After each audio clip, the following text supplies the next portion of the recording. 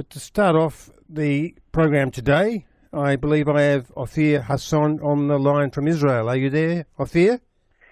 Yes, I'm here. Good afternoon. Good afternoon. Great pleasure having you on the program. I'll introduce you to our audience first before we start talking. Now, you are the CEO and co-founder of the Israeli cybersecurity company CyberGym, which is the latest tech company to set up shop in Melbourne with its global headquarters and state-of-the-art cybersecurity training area in Docklands. So I welcome you to the Israel Connection on JAIR Radio in Melbourne, Ofir, which is like saying this is also your home now for your company CyberGym. Thank you very much. Thank you very much. It's actually very honored. I'm very honored to be part of it, and very proud to base our headquarters in the first biggest arena and the most flashy one outside of Israel in Melbourne. It looks like we won this one over Sydney, it seems. Yes, there was a quite competition, I have to say, between Sydney and Melbourne. And yes, it definitely won by far, thanks to the government support and locally in Melbourne, and of course the business community and the Jewish community in Melbourne. Now, perhaps, Sophia, you can start off by explaining to our listeners why cybersecurity is so important, because maybe some people are not so literate in this space to realise how important it is to deal with cyber issues. Yes, cybersecurity in the last 15 years become the biggest threat worldwide to businesses, to governments, even to private people, due to the fact that there isn't any geographical borders, there aren't any restrictions to the bad guys to attack or to cause damage to businesses, utilities, government offices, and so on. And it becomes so popular that there are dozens of attacks per week worldwide that causing a huge damage, billions of dollars of damage worldwide. And at the moment Australia become exposed, and not just Australia, it's actually all the Western world, but Australia becoming more and more exposed to those cyber threats, again, due to the fact that geographical borders or the geographical presence, it's not relevant. And the distance of Australia from the rest of the world as a continent, it's not relevant. And it becomes a very comfortable target for a lot of, I should say bad guys that using this battlefield, this new domain to attack. And again, it's from the private person up to ministers, governments, offices, and so on. Now, you've got a good pedigree in this area, Ofir. You were the former head of the Israeli Shin Bet security agency cyber unit, and of course the founder and chief executive of CyberGym. And a year ago you warned that transport, aviation and healthcare companies should brace for a wave of cyber attacks in the last 12 months. So has it happened? Has there been a number of serious attacks that have attacked industries that perhaps weren't so vulnerable in the past? First of all, just to be a little bit accurate, I was the head of the technology branch in the Shin Bet cybersecurity unit, and yes, there were a lot of attacks across sectors, across nations, across companies worldwide, and the vulnerabilities actually become bigger and bigger as the days go by. Again, due to the fact that a lot of players, a lot of new players joining to the game, because of it's very easy to be part of it, and the buzz or the profile that they are getting on the media and outside the media is very, very high. So it's very attractive to a lot of people to participate in this battlefield. And, you know, the very small thing that we can explain, saying that as a nation, if you want to participate in a classic war, you need soldiers, you need tanks, you need airplanes, you need equipment. In the cyber world, if you want to be part of this battlefield, you don't need all of this. You just need a group of geeks, a group of hackers, and a good target to target. And this is the entry threshold is so low that it's attracting a lot of people and a lot of bad guys worldwide. Now, I believe that Israel is the most attacked country in the world, which has provided strong reason for a company like yours to rise to the task. I've read that in 2013, I haven't seen any more recent statistics, but Israel faced over 100,000 cyber attacks per day, according to an expert estimate. And you are in partnership with the Israeli electric company, they're one of your owners. The company itself receives or has received 10,000 attacks per hour, according to their CEO, back 4 years ago. So what are the numbers like now? Well, the numbers are increasing every year, and after every military operation or after every political change or event, and that's a huge concern, because as a government in Israel, like you said, is one of the most attacked countries worldwide, and because of a lot of reasons, of obvious reasons, of course. But not just the numbers of the attack increasing every year, the attacks become more and more sophisticated and more targeted every year. And like I said, a lot of players joining to this game, if you like, every year. And unfortunately, the damages also become bigger and bigger. Yeah, more serious. Much more serious. Yeah, more grievous. Yeah, more serious every year. Yep. Yes. Now, I believe that there's some strong competition in the cybersecurity area for a business like yours. Another Israeli cybersecurity company, Votiro Cybersec, apparently became the third foreign cybersecurity firm to announce its plans to list on our stock exchange last April, amidst a rush of offshore tech companies to launch on our local exchange, which has not abated. So you seem to have been successful where they didn't quite make the grade.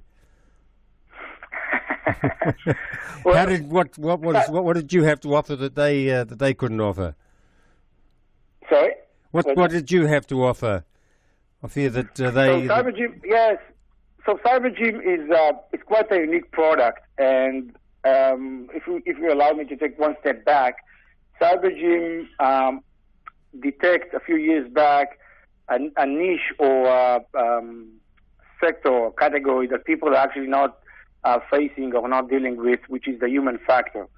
And we looked on a way how to increase or how to utilize the human factor skills and to minimize their vulnerabilities as a person, as an individual in organizations. And what we did, we decided to build those arenas around the world, which people can train in those places against real hackers, real scenarios on real technologies. And this is, by the way, one of the arena that we built in Melbourne, and actually up and running, is one of the biggest ones, like I said, outside of Israel. And this is something that other companies doesn't have. Other cybersecurity, which are focusing on technologies, which is good. The technologies are very important, but it's not the silver bullet for cyber attacks. And what we decided to focus on is the human factor and the method to train those organizations against cyber attacks. We actually put those organizations in front of the best hackers in Israel, which using scenarios and case studies that have been developed to specific organizations.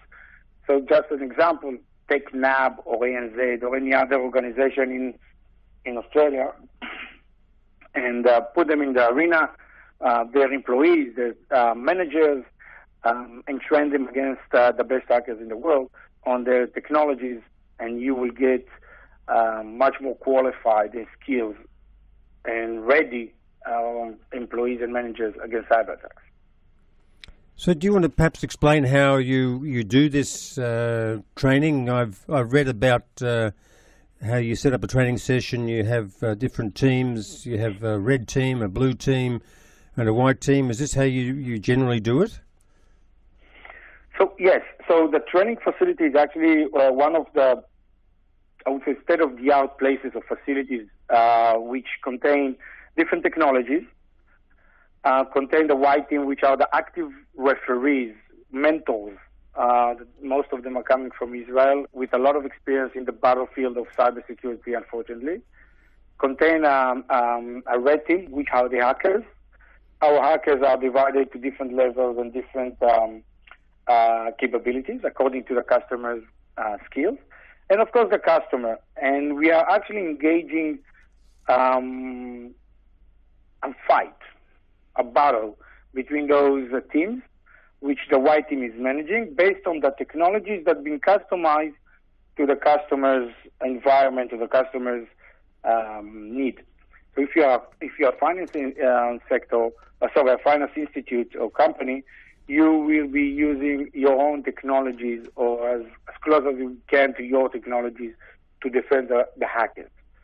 But it's not just for cyber experts or tech-savvy guys. It's also for managers.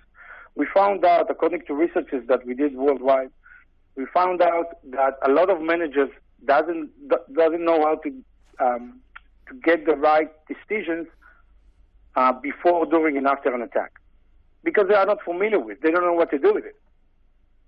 And this is another thing that we are providing as part of the facility and as part of the arena. Now, the hands-on training, though, that you provide is pretty expensive. I've read of figures between about $100,000 and $300,000 a week. So it's not for your little backroom organisation, the services you offer, I would guess.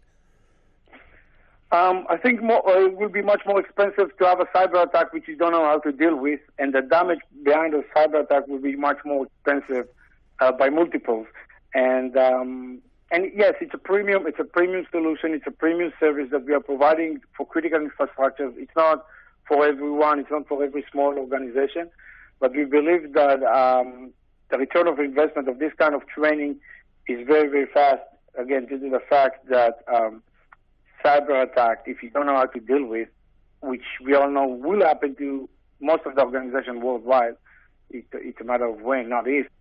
It's much more expensive than to have a few training in a training facility. And again, all the training methods and ways is actually been taken by the Israeli military according to what we train our own soldiers and our own units back in Israel in the classic facilities. We just translated that to the cyber. So it's a proven, successful way of training organizations and people worldwide. Yeah, it makes sense. Now, the Melbourne facility has just been opened by the Victorian Minister for Innovation and Digital Economy, Philip Dalidakis, whom I interviewed on my show 1 year ago. Now, 1 year ago he made a trip to Israel, and that's the reason I interviewed him at the time. And the trip was ostensibly to strengthen our cybersecurity capabilities. So it's now apparent that the initiatives taken by the Victorian government have borne fruit. Yes. Yes. The trip to Israel was part of the government efforts to see and to explore other cybersecurity capabilities, especially in Israel. And it's actually, we closed the circle with the opening last week with the minister in Melbourne.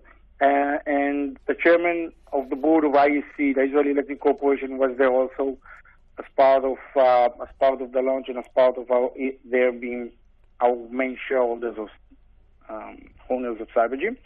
And I believe that the strategies that the government put in place, which we had a chance to review and to read, is a very serious one, is a very good one. And we believe that we just need to find a way to execute them. And like the minister said, we are one of their partners to be part of it and to execute this strategy plan, which I believe the principles of the plan are very, very good. Now, the plan is to establish a regional centre here in in Victoria. Now, Victoria actually opened 12 months ago an Oceania cybersecurity centre to share resources and help companies better protect their data and privacy from cyber attacks. And this was based at the Docklands goods shed that we know so well. But apparently you couldn't establish CyberGym at that location. What was the problem? There weren't any problems. It's just we decided to open in the Docklands. We had a big facility. It's like 700 square meter facility, which the Docklands, from the fit-out perspective or aspects, was less fit. We are in relation with Oceania Group, and we are working together with Oceania Center, so to work together and to collaborate with them on different aspects. And our local team, we hired a local team in Australia that will manage those efforts locally over there. So do you see the establishment of your company's base in Melbourne as symptomatic of a broad trend of Israeli high-tech and innovation businesses bringing their skills and expertise to Australia? Yes, I definitely do. I mean, in the last 2 decades, all the high-tech sectors, or most of the high-tech sectors, after establishing themselves very good in Israel, they went to the U.S., New York, Washington, California, other places in the U.S. And in the last few years, again, this is a fact that the government of Australia, the stock exchange in Australia, are putting a lot of efforts to expose Australia as a potential market for high-tech sector, high-tech companies in Israel. I think in the last few years, a lot of companies, high-tech companies, cybersecurity companies, discovering Australia as a good landing pad for APAC and then worldwide, and a good alternative for the U.S. market, and not automatically go to the U.S. market. I have to say that we, as a CyberGym, were warmed welcome by the Australian, and the only thing that left right now is to add additional businesses to the Australian cybersecurity, cyber training arena that we built, and to expand from there to other places like New Zealand and the rest of the APAC countries. So are you going to relocate to Australia because this is the global headquarters now, or will you stay in Israel? What's your decision? At the moment, I'm on the line between flights, between Israel and Australia. We haven't decided yet. We have a very qualified, highly qualified local people here. We relocated some of the techie guys to Australia, so they will be able to support the local team that we have over there. But we are definitely on the line between Israel and Australia. All the management, by the way, not just me. So at the moment, that's what we're doing. Well, it all sounds really good, Ofir, and it's been great chatting with you today on the Israel Connection, and we look forward to maybe meeting you face-to-face on one of your trips to Australia. Thank you very much, David, for the time and for the opportunity to talk with you guys. Thank you very much indeed. Bye-bye. Hatzlacha. Thank you.